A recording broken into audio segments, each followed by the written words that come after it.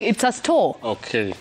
Let's move on now. One of the biggest bodybuilding competitions in East Africa, the Mr. and Miss East Africa Building Contest, returned to Kenya for its third edition, where the best competitors in the region competed across 15 categories for a grand prize of over 3 million shillings. But as Emmanuel Ndongo reports, the sport is yet to gain much traction in Kenya, especially amongst women. Is the reigning Miss East Africa champion in the wellness category. So let's check out her training in her final week of preparation as she looks to defend her title. The contest attracted elite athletes and bodybuilding enthusiasts from all over East Africa, which is attributed to the growing fitness culture in the region. I joined Brenda, who was kind enough to walk us through one of her training sessions at her gym in South B, Nairobi, as she prepared for the big day. In today's session, I'm working mostly on my quads, but still you can do this workout targeting the glute muscles. But today my main target is just the quads. So what is bodybuilding? Well, it's a show of the size, shape, leanness and symmetry of one's muscles, where a panel of judges decides the winner.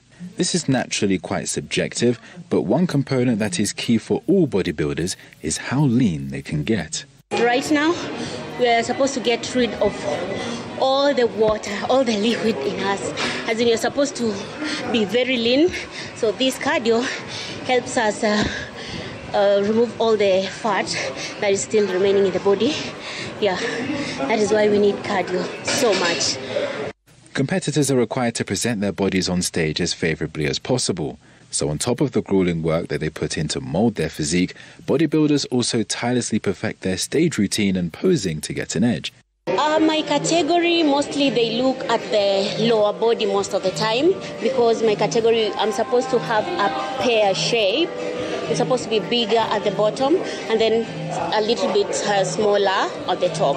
So that is why most of the time I work 3 times in a week on my lower body.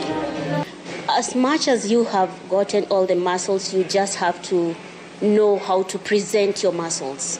You might be having all the muscles, but the presentation will make you get a very bad number, or maybe have a very bad position. So the presentation of your muscles and the leanness of your muscles matters a lot.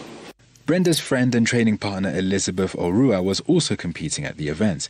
It would be her biggest competition yet, but in the figure category. In my category, I'm expected to be having a more developed upper body, especially the back. The back muscles should show more in the overall body, and the muscles that have developed, it's more on the upper body, the back, the shoulder, round, yeah. The fitness community is expanding in Kenya, and an ever-growing number of bodybuilders are engaging in competitions despite the absence of an active federation governing the sector. Brenda and Elizabeth described the contest as a key challenge in their careers, but they lamented over the negative social perceptions of women bodybuilders, which has hampered the growth of female talent in the country. Most of the people have not embraced that women can also do this. You know, just standing on stage, you're naked. Let me say naked, but you are not naked because you are in a bikini. There's no difference with someone who is swimming. Yeah. So what I want to tell people is that they should embrace this sport because it is a sport like any other sport. At the time of recording, Brenda had just over a week before the competition. Months of preparation went into this one event. So will the work pay off? Will she repeat the feat? It would all be played out for on stage.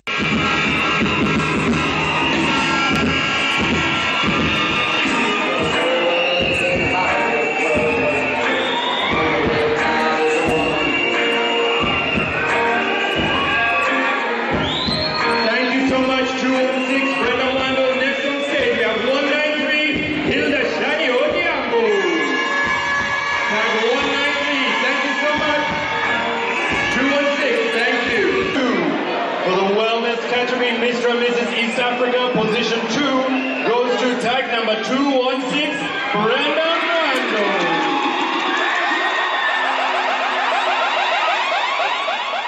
Brenda fell just short of defending her crown at the Mr. and Miss East Africa bodybuilding contest. Nevertheless, she still finished an impressive second to Karen Mulianga. Her training partner Elizabeth also did well in her first major competition, finishing 6th.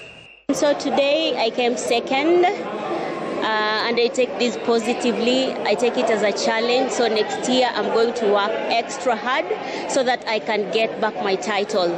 So I'm a little bit sad, but at the same time, this one is going to give me the energy. I also have the zeal to work harder than what I did in this competition, and I believe in myself so much because that I'm going to take next year's wellness championship. For Sporty Monday, I'm Emmanuel Ndungu. Emmanuel Ndungu there reporting. Zito will always lay claim to have played every sport. I'm sure. Are you sure? She's not done bodybuilding. Have you? Kuna zingine unaachia wenyewe. Even going to the gym, it's a struggle.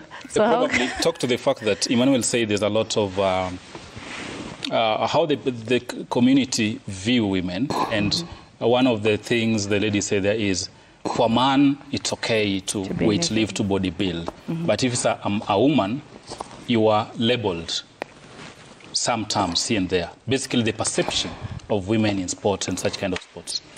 I think it's our culture, and I think we are getting out of it as a per day, because I can see a lot of ladies participating into these.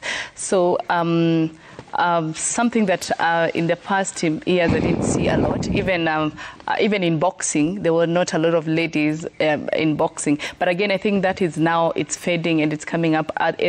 Ladies are embracing even other sports, which is a good thing. But again, a lot of will be said in our societies. But again, I'm just happy everyone they are embracing this sport. Brenda, this is a sport that's not very popular in Kenya, and they said as much, even the federation. Yeah. It's good that we are seeing other sports now being starting to get the highlight. Like in the recent past, we've been hosting a couple of other sports. It only means that we are expanding that scope, and in the wake of unemployment being the greatest issue that we are facing currently with young people, it is good to see that there are avenues opening up for people to participate. I would only add that if maybe the government, in its long-term plans, and we see strategic plans being launched here and there, they should consider sports in its own, so that we, apart from just watching these once in a while, we're able to have a follow-up system of how far are we with this, so that we move from the football, which ni kama imetukata. But let us see how we move. We incorporate all these other sports in it, because by having facilities, some of them are really low-hanging fruits. These ones you do not require a lot of facilities. Money, absolutely. Yeah, so if you only need to empower the player to know what they need, what they should not do, what they should do, and when these games are being played, how do we join the affiliate world bodies for the same, I think we would be somewhere with our sports.